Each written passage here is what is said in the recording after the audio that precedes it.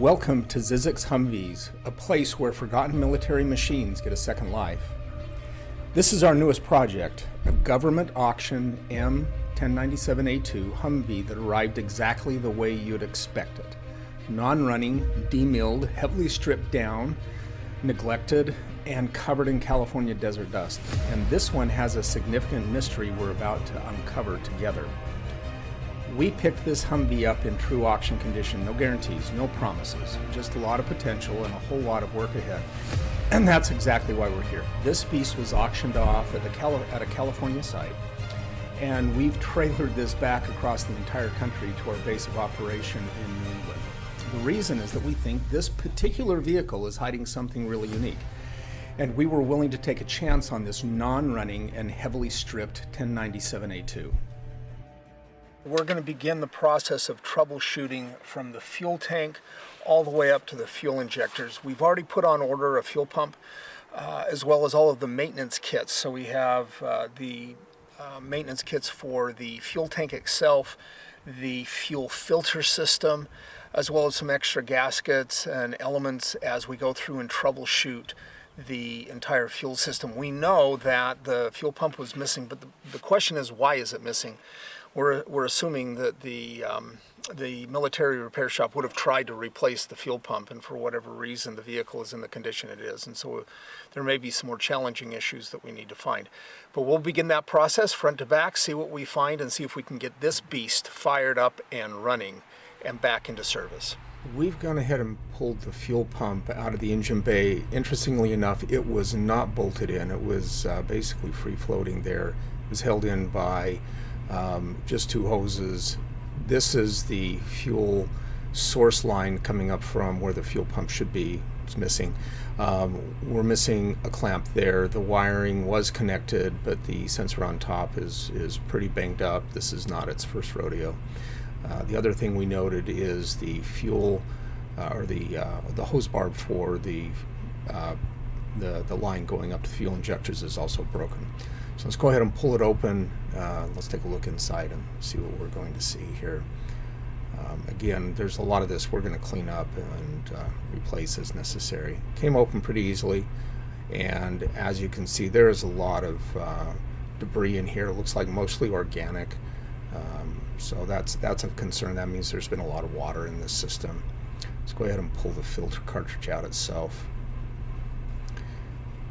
Comes out. It's not as bad as it could be.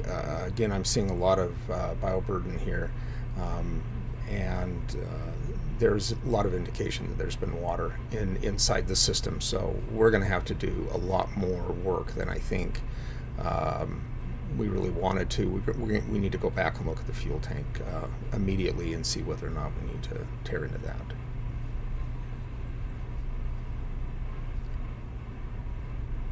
Here's the fuel pump after we have disassembled it, cleaned everything up. I've painted the housing. You can see right here, here's the fuel barb that I replaced. The other one was broken. I've used blue Loctite to put it in place just in case I need to remove it. It's now in good shape. I'm going to use new screws instead of the original ones. They're pretty chewed up. I've got the new ones here. We'll also use some new hose clamps, and then I'll put the new a new hose online, and then we'll go ahead and build it out with the rest of the components. Inside looks much better. We've cleaned it out. I've got a new O-ring coming, and we'll get it. We're working our way back now. We've cleaned the fuel filter out. It was disconnected. We've worked our way down to where the fuel pump is. Fuel pump is missing, but the backer plate is there. And the pump actuation rod is still in the engine, which is good news as we get to cleaning that area down there and the hoses. And we're going to take a look in the fuel tank now, because this is the last thing we wanted to do. As a note, the military, when they were demilling, left us a few things. The rear drive shaft was actually down here in the footwell. We have it. The universal joint that goes into the back yoke is missing the end cap, so we're going to have to replace that. And I'll tell you a little bit about what we found underneath. In addition to the fuel pump being missing, as we climbed under the fuel tank to see the condition that we had to work with, we found that the fuel tank had already been disconnected. It was left in a disconnected state. So we think we're starting to understand a little bit about what led up to the point where we got this truck. Normally we would see that the rear drive shaft is removed in order to drop the fuel tank. I think that's probably the direction the military was headed. Well, it's tough for us to get down in here, but I will tell you it is a mess. There's a lot of sediment. There's a lot of garbage. You're seeing a lot of reflection off the bottom, and so honestly, it looks a lot better than it really is. We're going to go ahead and yank this tank out. We can't go forward with this, so we're going to pull the tank, tear it apart, and we'll get some better images there. But this is there's a lot of contamination in here. Here we've got the tank pulled out. You can see the corrosion on the bottom of the copper piping on the manifold. Let's go ahead and take a look inside, and you're going to see what we saw looking through the top. That is sediment, there's sludge, there's water. This is a mess. We're going to spend a lot of time cleaning this up. So we'll get ahead, we'll get started on the cleanup. It's going to take a while, and we'll let you see it once we've cleaned it up. Let me walk through a little bit what we had to do with this tank. You saw from the images that this was an absolute disaster inside. I think we pulled out maybe even a half cup, 3/4 cup of silt, dust, sand. There was water sitting in the bottom. There was a lot of indication of bioburden, bioactivity. Of course, for those of you who work with diesel, you know that diesel can have either bacteria or fungus that grows in the interface between water and the diesel. The metabolism creates an acid that is highly corrosive. In addition to that, we saw a lot of corrosion, just absolute corrosion, and we showed a couple of photographs of it. I spent most of the day cleaning this tank out. After removing the manifold, we had to go through a degreasing process. I then power washed the entire inside after cleaning it out, drying it with a quick acetone rub down to make sure we got all the water off the surface and we didn't leave any residue inside. The frame, there's a steel frame that holds this manifold together. That was heavily oxidized. I pulled that out, ran through a vaporous to clean it up, chased all of the threads. The threads were in good shape, but they had a lot of stuff on it. And then we used the standard maintenance kit, which is a new gasket here, a new grommet here, and another gasket underneath. In addition, we cleaned all of the lines out, put a new strainer on. I've reassembled it, cleaned everything off so you can see it. The two connections are up here in front. These two will be connected. This is the fuel source line, and this is the return line. These were really difficult. You can access them from on top once you get the tank dropped a little bit, or you can access them from below, and I'll show you that access. This one was already removed. This one was a bear to get off for us. The fuel line was actually inserted over the top, or covered over the top, for at least 2 inches. And it was really difficult. I've actually torn up the fuel line to get it off. I finally did get it off, but while I have the tank out, I'm going to go ahead and do a replacement of those two fuel lines to make sure I have flexible, complete, and good fuel lines right there. Everything else seems to be new underneath with the exception of those two connections. So we decided to clean the fuel lines going up, so I moved a little bit forward from the fuel tank. And Humvees have a check valve on the supply going into the engine bay and on the return coming out of the engine bay. What caught my eye is both check valves were oriented the same way. Now, check valves, you know, have to be oriented in the direction of the flow. There's a little arrow on the side. So I looked at it. I looked at it again. I then pulled it off so I could make sure I wasn't seeing anything crazy. And on the fuel supply side, the check valve was in the reverse orientation.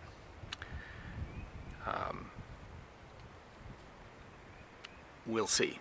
That may explain a lot if Huro was there. Now, I'm surprised. I've never seen this before.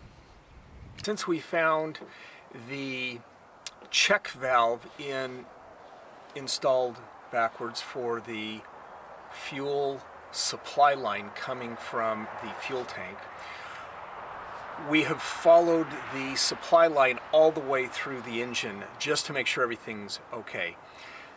This is the flexible hose that comes off of the supply line as it goes into the engine bay and drops down into the low pressure fuel pump on the bottom of the engine block.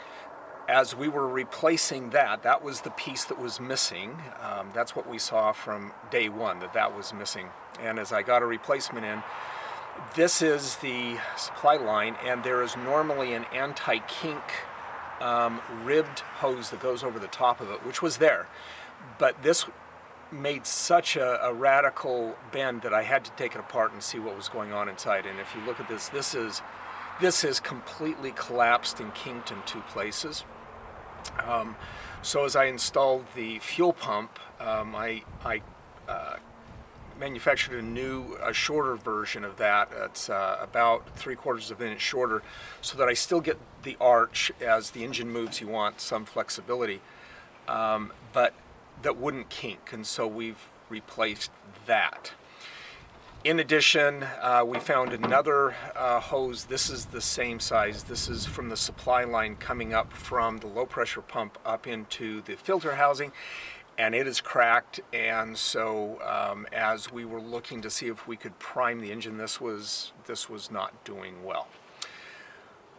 So we think we have covered everything at this point, and I was able to get fuel to pull up into the filter box. We are going to try to start this engine right now to find out whether or not this is going to be a runner. We don't have any electrical, we don't have any batteries set up in the vehicle, so I'm going to use a NATO cable from our 1114 to supply power into this vehicle, and we are going to find out whether or not we have turned a non-runner into a runner. Now, I still don't have the axle issue sorted out.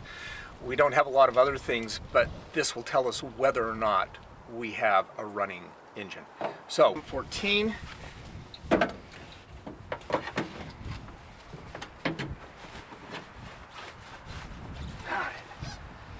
Fire up the 1114.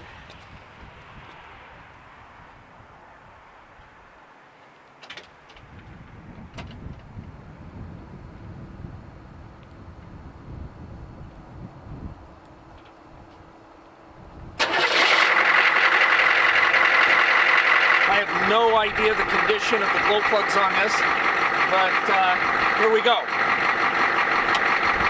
Preheat.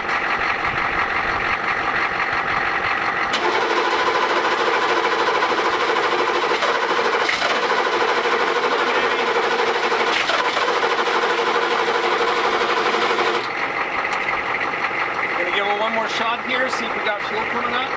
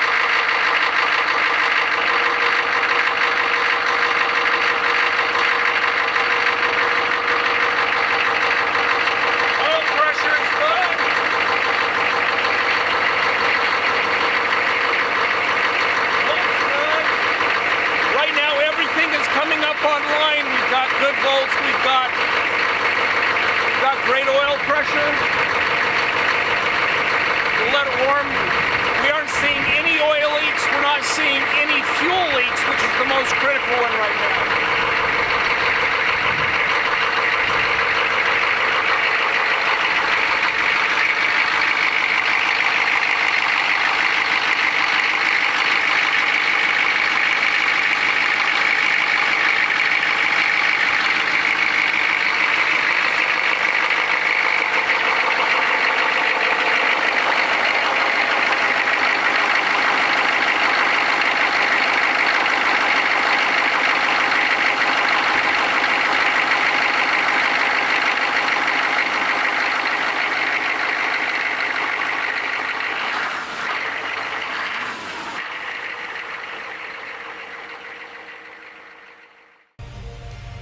Thanks for watching this introduction segment of our newest M1097A2 on Zyzyx Humvees.